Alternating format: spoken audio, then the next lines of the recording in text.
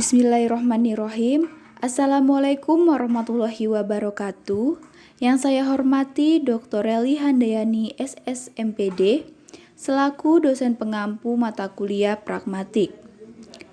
Perkenalkan, nama saya Eva Guspitasari dengan NIM A1B1200055 dan teman saya Cindy Claudia Siringo-Ringo dengan NIM A1B1200036. Kami dari kelompok 13 yang akan memaparkan materi yang berjudul Hubungan Implikatur Percakapan dengan Prinsip Kerjasama dan Prinsip Sopan Santun. Hubungan implikatur percakapan dengan prinsip kerjasama dan prinsip sopan santun. Sebagai isi komunikasi suatu tuturan di dalam percakapan, implikatur percakapan tidak dapat terlepas dari prinsip pragmatik yang antara lain berupa prinsip kerjasama dan prinsip sopan santun. Prinsip tersebut merupakan kendala bagi setiap tuturan yang diujarkan dalam percakapan antara N dan T untuk mencapai tujuan percakapan.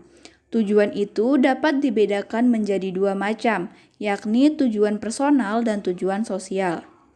A. Hubungan IP dan PK. Semua IP anak selalu mengikuti PK yang berbunyi, buatlah sumbangan percakapan Anda seperti yang diinginkan pada saat berbicara. Berdasarkan tujuan percakapan yang disepakati atau arah percakapan yang sedang Anda ikuti, untuk membedakan dari keempat maksim bawahannya, ketentuan tersebut selanjutnya disebut sebagai prinsip umum PK. Selanjutnya, macam-macam pelanggaran maksim PK yang dilanggar oleh IP anak. Yang pertama, pelanggaran maksim kuantitas. Maksim kuantitas PK terdiri dari dua maksim, yaitu maksim pertama yang berbunyi, buatlah sumbangan Anda seinformatif yang diperlukan, dan maksim kedua yang berbunyi, jangan membuat sumbangan Anda lebih informatif dari yang diperlukan. BL IP anak yang melanggar maksim kuantitas pertama pada umumnya terlalu singkat. Informasi yang diberikan oleh N kurang memadai. Hal ini sering membuat kesulitan bagi T dalam menafsirkan maksud atau tujuan. Ada 3 macam IP yang dinilai melanggar maksim kuantitas pertama, yaitu yang pertama, IP yang tidak menyampaikan informasi yang diperlukan. Yang kedua, IP yang tidak menyajikan informasi yang diperlukan tetapi menyajikan informasi yang tidak diperlukan. Yang ketiga, IP yang menyajikan hanya sedikit saja informasi yang diperlukan oleh T. Pelanggaran yang kedua yaitu pelanggaran maksim kualitas. Banyak IP anak melanggar maksim kedua dari PK yaitu maksim kualitas. Meskipun IP itu telah mengikuti prinsip umum PK, P yang ada pada BL tidak sesuai dengan kondisi kebenaran yang ada di dalam dunia nyata ataupun dalam diri anak. Oleh karena itu, lalu tampak oleh T bahwa apa yang dikemukakan N dengan BL secara harfiah tidak sesuai dengan situasi ujar atau data kontekstual yang menyertai tuturan yang bermuatan IP. Contoh, I. Bapak nanti malam tidur di taman ya? SY, ya. I. Mbak Ika sudah besar ya Pak? Bisa tidur sendiri? SY, kan hanya semalam. Dalam hal ini terjadi perbedaan antara P pada SP, Ika sudah besar, dan P pada implikasi pragmatis yang menjadi tujuan Ika yang berupa fakta kebenaran, Ika masih kecil. Ika yakin bahwa ia telah mengujarkan sesuatu yang salah atau bahkan berlawanan karena tidak sesuai dengan fakta kebenaran yang ada pada dirinya. Dengan demikian, IP 5 pun telah melanggar maksim kualitas yang pertama. Pelanggaran yang ketiga yaitu pelanggaran maksim hubungan.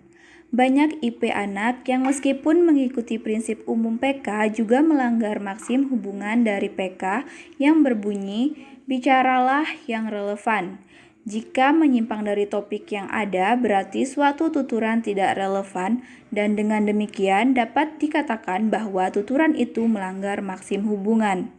Contoh, H. Mbak Reli, belakang disapu rel. R. Mama, berapa tangan Mbak Reli, Ma? Mendengar suara gurauan Reli, ibunya segera memerintah Reli menyapu ruang belakang. Mendengar perintah ibunya, Reli menolak dengan meluncurkan IP. "Mama, berapa tangan Mbak Reli, Ma?" Dilihat dari topik pada BL-nya, tuturan Reli itu tidak ada hubungannya dengan tuturan ibunya. P. Tuturan ibunya, belakang disapu, sedangkan P. Respon Reli adalah berapa tangan Reli. Secara lingual, kedua tuturan itu tidak ada hubungannya. Respon Reli tidak relevan dengan tuturan ibunya. Tetapi, dengan jawaban itu, Reli masih mau bekerja sama dengan ibunya. Dengan kata lain, IP pada kalimat "Mama, berapa tangan Mbak Reli, Ma?" telah melanggar maksim hubungan dari PK meskipun IP itu tetap menaati prinsip umum. Pelanggaran yang keempat, yaitu pelanggaran maksim cara. Tuturan dianggap melanggar maksim cara apabila tuturan yang disampaikan tidak jelas, ambigu, dan cara menyampaikannya berbelit-belit, tidak langsung atau tidak runtut. Maksim ini mengharuskan peserta tutur untuk berbicara secara langsung serta runtut. Contoh, dosen, sisa waktu untuk sesi tanya jawab ya. Dosen, jika tidak ada yang bertanya, saya akan bertanya. Semua buku, pulpen, masukkan ke dalam tas apapun yang ada di atas meja. Dosen, pertanyaannya, bagaimana kalau kita pulang sekarang? Mahasiswa, muka gile. B. Hubungan IP dan PS. Pelanggaran PK yang menimbulkan kelahiran IP ternyata dimotivasi oleh adanya perilaku N untuk bertindak sopan santun dalam melakukan percakapan dengan T sebagai mitra bicaranya.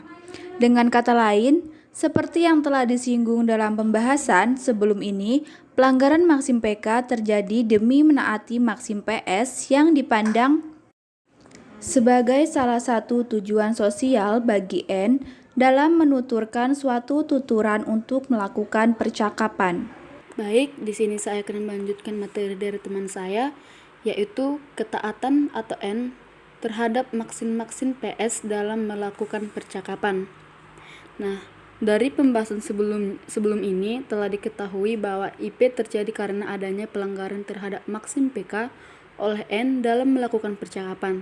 Nah, mengapa pelanggaran itu dilakukan oleh N? Karena itu mengacu pada prinsip pragmatik lain yang disebut sebagai prinsip sopan santun atau PS. Pelanggaran PK yang menimbulkan kelahiran IP ternyata dimotivasi oleh adanya perilaku N untuk bertindak sopan santun dalam melakukan percakapan dengan T sebagai mitra bicaranya.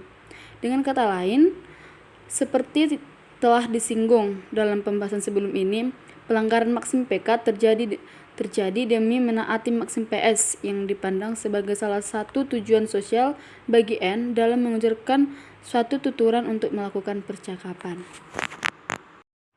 Adapun ketaatan N terhadap maksim-maksim PS dalam melakukan percakapan adalah sebagai berikut. Yang pertama, menaati maksim kearifan. Maksim kearifan adalah tuturan yang memberikan keuntungan bagi penutur. Hal ini terdapat pada tindak tutur direktif dan komisif. Nah, buatlah kerugian orang sekecil mungkin dan buatlah keuntungan orang lain sebesar mungkin. Contohnya, M. Dede ikannya sudah, sambil bergerak untuk segera mencuci tangan. W. Di Yurga nanti ambil sendiri, Pak. M. Hati-hati durinya, nak ya. W. Ya. Nah, situasi ujarnya percakapan ini terjadi di ruang makan, yang mana menu makan malam itu dengan lauk ikan pedas. Yang biasanya Urga dibantu ayahnya mengupasi kulit ikan, membuang duri dan menyobeki ikan itu sehingga Yurga tinggal makan dengan aman. Ayahnya bermaksud segera mencuci tangan karena hendak mendengarkan berita nasional dari TVRI. Akan tetapi Yurga belum selesai makan dan agaknya lauk ikannya masih belum cukup.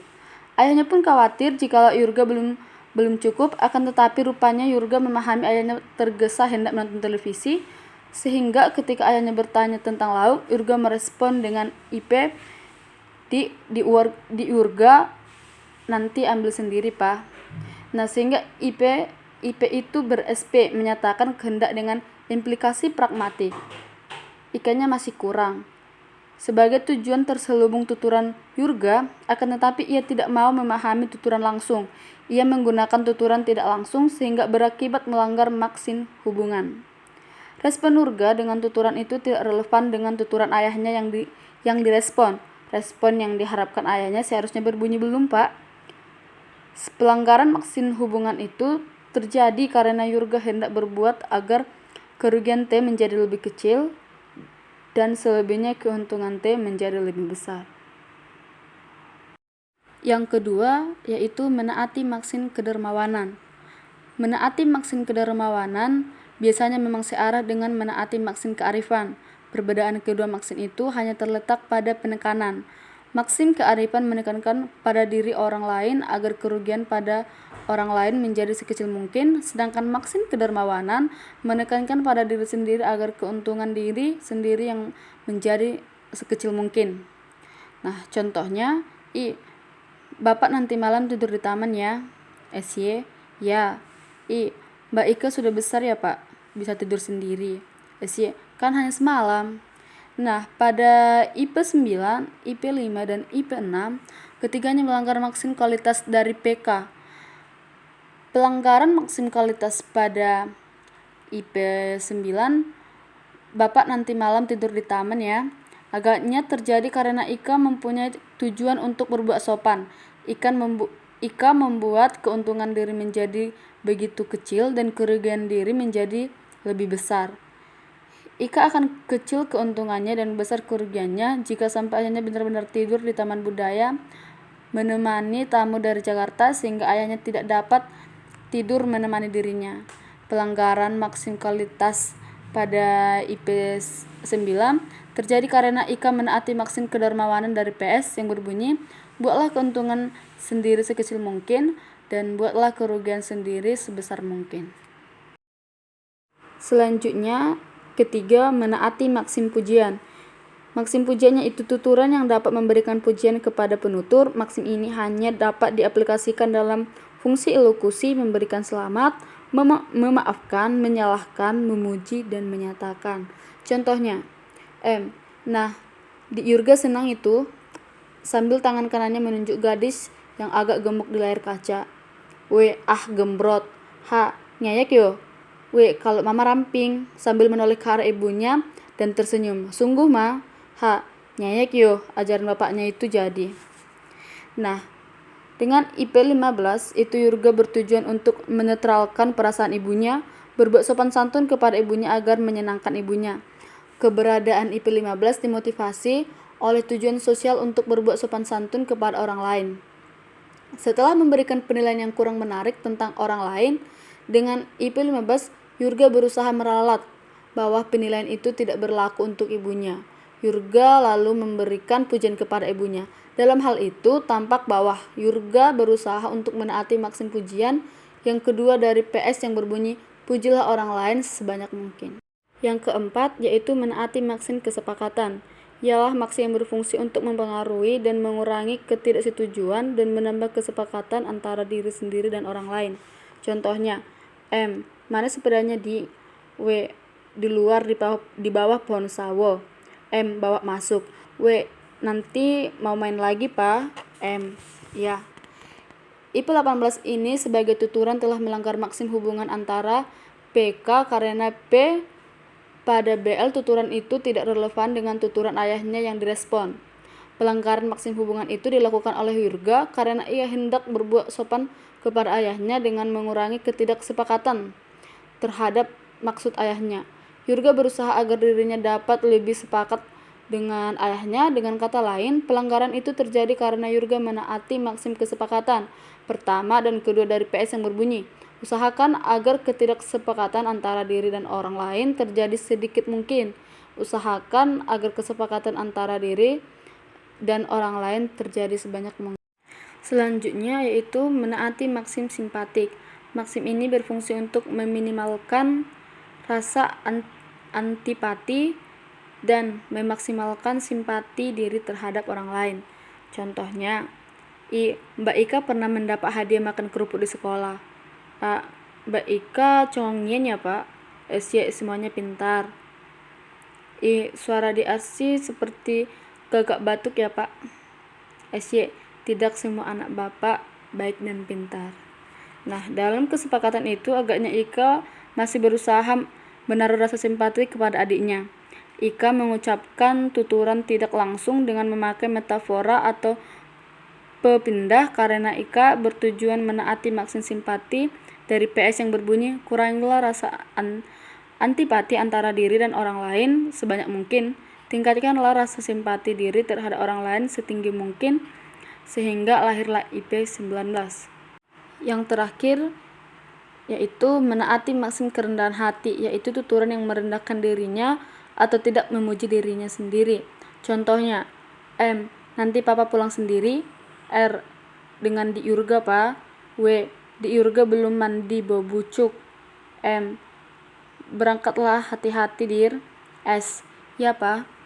Nah, dengan IP 17 di Yurga belum mandi bau bucuk, Yurga bertujuan untuk menyatakan bahwa ia tidak bersedia menemani pulang ayahnya.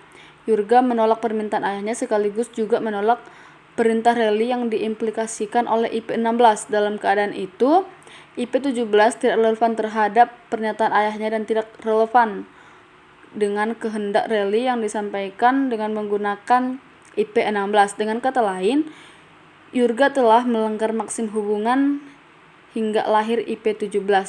Nah, pelanggaran itu terjadi karena Yurga ingin berbuat sopan terhadap ayah dan kakaknya dengan cara berbicara tak langsung. Yurga tidak mau menolak secara langsung kehendak ayahnya dan kakaknya. Yurga berusaha untuk menaati maksim kerendahan hati kedua yang berbunyi, kecamlah diri sendiri sebanyak mungkin. Baiklah, hanya itu pemaparan materi dari kami. Kurang dan lebihnya kami mohon maaf. Wassalamualaikum warahmatullahi wabarakatuh.